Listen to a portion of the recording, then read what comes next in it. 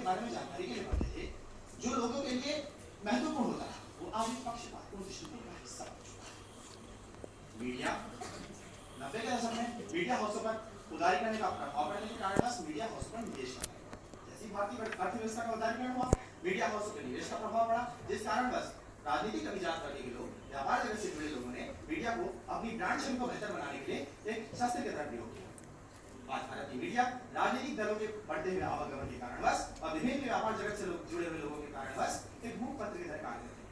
वो विभिन्न प्रभावशाली आंकड़ों का निर्माण करके एक लिपिकार की तरह कार्य करने का प्रयास कर रही है। भारत की मीडिया राजनीतिक दलों के लिए एक मंच का प्रयास कर रही है और जनता तक पहुंचने वाली खबरों की गुणवत्ता में कमी आई है। आज भारत विश्व प्रेस स्वतंत्रता सूचकांक में 3 पायदान नीचे हो चुके हैं। संविधान कानून समिति के अध्यक्ष माननीय डॉक्टर भीमराव रामजी अम्बेडकर जी ने तर्क दिया था कि मीडिया किसी व्यक्ति विशेष की भावनाओं को वर्णन करने का एक अन्य तरीका है। इस कारणवश संविधान के अनुच्छेद 19(1) के तहत मीडिया भाषण एवं अभिव्यक्ति की आजादी एक नियम है। किंतु भारत में बढ़ रही हिंदू राष्ट्रवादिता विश्व पटल पर भारतीय मीडिया की छवि को खराब कर रही है।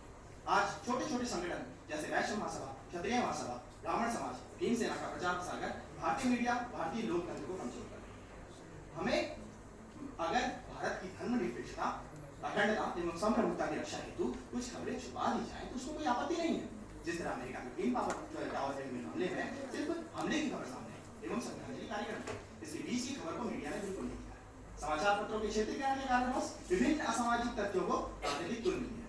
हमें स्वतंत्र मीडिया की आवश्यकता है जो सरकार की नीतियों को एवं कृत्यों की सही जानकारी जनता तक पहुंचा सके एवं भ्रष्टाचार से लड़ने में और कल्याणकारी नीतियों का आवागमन करने में सहायक है। भारत की मीडिया का प्रभाव अनपढ़ लोगों पर ज्यादा है, किंतु पढ़े लिखे लोग भी नेताओं, मंत्रियों और राजनीतिक पार्टियों के द्वारा बिकी मीडिया के चलाने में आते हैं। वे ये नहीं सोचते कि जो खबरें हम सुन रहे हैं क्या वो सांख्यिकी एवं चित्रात्मक विश्लेषणों द्वारा समझाई जा रही है। धर्मवाद, जातिवाद एवं क्षेत्रवाद को फैलाने वाली भावनाओं से ऊपर उठ के स्वयं मूल्यांकन करना आवश्यक है कि ये किसी निजी पार्टी का हित साधने का कोई साधन तो नहीं। भारत में मीडिया हाउस अपनी टीआरपी को बढ़ाने के लिए विभिन्न व्यस्तों में जानबूझकर ऐसे प्रश्न पूछते हैं जिससे प्रभाव पड़े। कभी कोई हिंदूवाद पार्टी का नेता श्रीमद् भगवद गीता चला के मंदिर में फेंक देता है, तो कभी कोई मुस्लिम संगठन का कार्यकर्ता कुरान शरीफ चला के मस्जिद को फेंक देता है। हिंदू मुस्लिम राजनीति को हवा देने का काम भारत की मीडिया करती है। पत्रकारों का काम सरकार का समर्थन नहीं, सरकार से असहमति ही पत्रकारों का बुनियादी सिद्धांत है। ये कहना चाहूंगा कि मीडिया सफलतापूर्वक अपना कार्य कर रही है, किंतु उसमें विभिन्न परिवर्तन लाने की आवश्यकता है। ये कहना चाहूंगा विश्व की कोई भी मीडिया निष्पक्ष हो ही नहीं सकती, क्योंकि मीडिया को चलाने के लिए वित्त की आवश्यकता है और वित्त जिस माध्यम से मीडिया के पास आएगा मीडिया उसके विरुद्ध में नहीं जा सकता। धन्यवाद।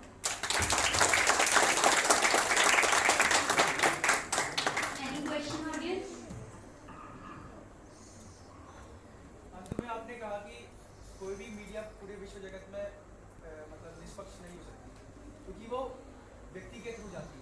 वित्तीय पैसा चाहिए मीडिया चलाने के लिए। वित्त के थ्रू जाती है, बिना पैसे के क्या चलेगा? फाइनेंस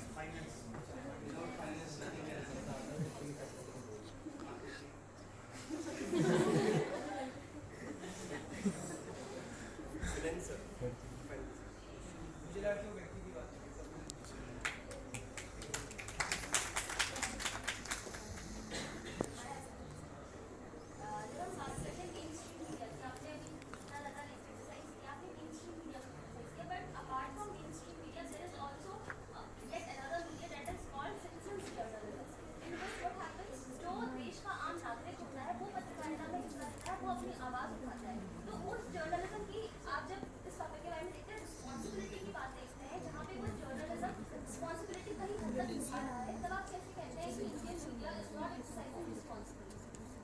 मीडिया जो है वो तो एक ब्रॉड टर्म है ना, आपने जैसे बताया मैम कि सिटीजन एक टर्म है और मेन स्ट्रीम एक टर्म है। अब मैं जो बेसिकली क्रिटिसाइज कर रहा हूँ, जैसे अमेरिका के अंदर अभी परसों ट्रेन साहब लिख रहे हैं कि ये न्यूज़ भी फेक न्यूज़ है, ये न्यूज़ भी फेक न्यूज़ है, तो उनकी तो धज्जियाँ उड़ा रखी है अमेरिका में। जो भी कह देते हैं उसके खिलाफ बोल देते हैं लोग, बिकॉज वहाँ सिटीजन पावरफुल हो रहे हैं। लेकिन देश के अंदर क्या है, हम मोदी जी के खिलाफ नहीं बोल सकते, कैसे बोलेंगे?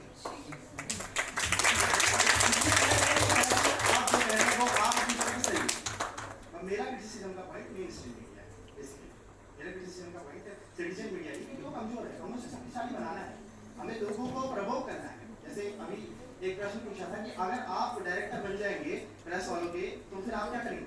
तो अगर हम डायरेक्टर बन गए किसी दिन, ऐसे तो बनेंगे नहीं, बन गए तो हम क्या करेंगे, हम लोगों से कहेंगे जो सरकार के खिलाफ नीतियां ला सकता है उसको अवॉर्ड देंगे हम, और जितनी ज्यादा ला सकता है, क्योंकि सरकार जो अच्छे काम करेगी तो सरकार नीतियां बता देगी, और गलत काम कौन बताएगा आगे, वो ही नहीं बता पा रहे लोग आज।